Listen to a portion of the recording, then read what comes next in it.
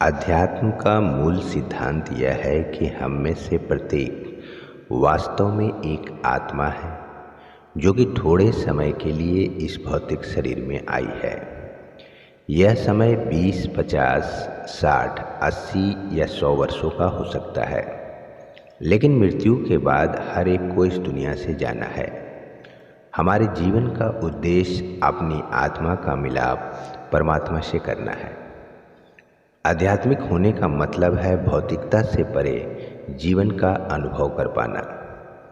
अगर आप सृष्टि के सभी प्राणियों में भी उसी परम सत्ता के अंश को देखते हैं जो आप में है, तो आप आध्यात्मिक हैं। आध्यात्मिक शरीर के लिए जन्म, जरा और मृत्यु एक प्राकृतिक क्रिया है जो ब्रह्मांड या विश्व के लिए नियति है।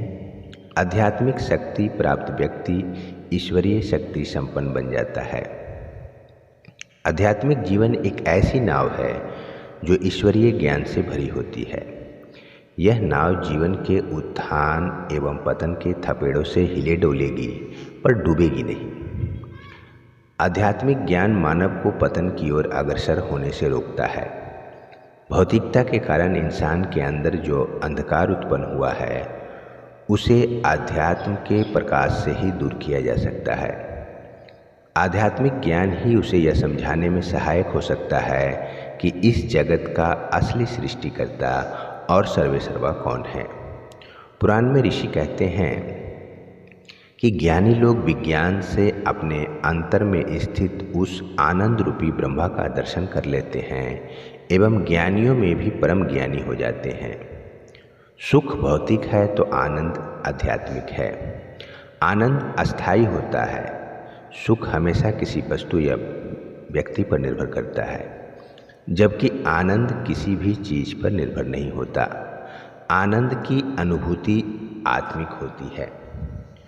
तुलसीदास ने बड़ी अच्छी लाइन कही है कि 3 चीज़ों से तप रहा हूँ मैं, इससे मुक्ति दे दो। तो वो 3 चीज़ें क्या है? जरा, जन्म और दुख। जरा कहते हैं बुढ़ापे को।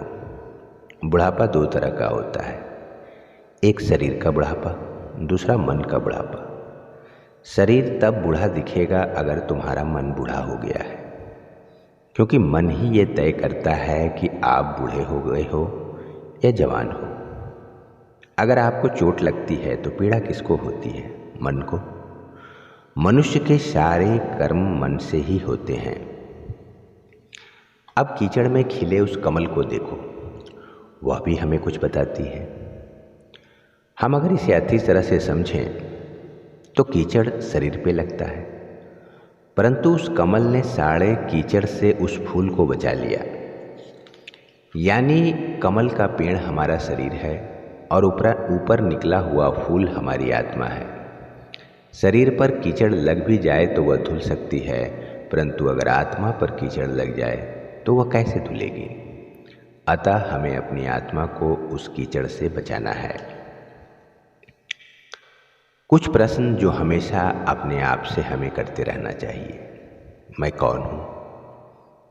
कहाँ से आया हूँ? क्या मैं सिर्फ अपने माता पिता के द्वारा इस धरती पर लाया गया?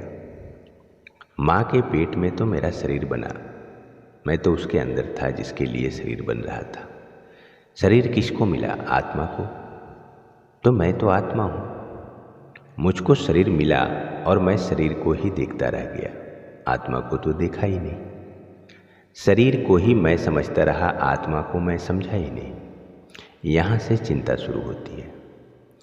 कमीज फटी है तो उसको हम तुरंत सी लेते हैं, बटन टूटी है तो तुरंत बदल लेते हैं, परंतु अगर बनियान फटी हुई है तो उससे कोई फर्क नहीं पड़ता, क्योंकि हम यही सोचते हैं कि वह तो किसी को दिखाई नहीं देगी। अंदर की चिंता नहीं है, बाहर सब ठीक रहना चाहिए। तो बाहर क्या है? तो संसार। तो उसकी चिंता सबको है। अंदर आत्मा है, उसकी चिंता किसी को नहीं है। अतः यह स्मरण रहे कि फैलो तो तुम समुद्र हो, न फैलो तो बूंद। बिखर जाओ तो सुगंध हो, न बिखरो तो फूल हो। उम्मीद करते हैं कि यह वीडियो आपको पसंद आया होगा।